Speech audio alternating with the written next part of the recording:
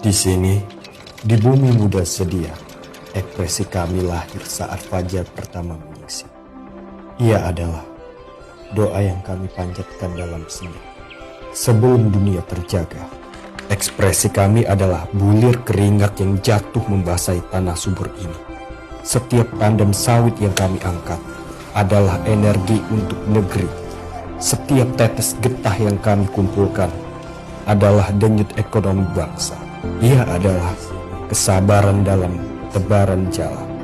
Ia adalah ketulusan saat kami mengejar aksara, merajut masa depan Indonesia dari ruang kelas yang sederhana. Ini bukan sekedar bekerja, ini adalah cara kami merawat harapan, cara kami menjawab panggilan Ibu Pertiwi.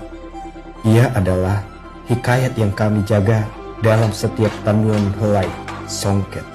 Inilah akar kami, inilah jiwa kami yang kami persembahkan untuk Indonesia.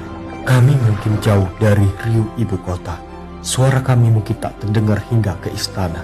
Tapi lihatlah karya kami, rasakanlah denyut nadi kami. Inilah ekspresi kami dari setiap jangkal tanah Aceh Tamiang untuk Indonesia.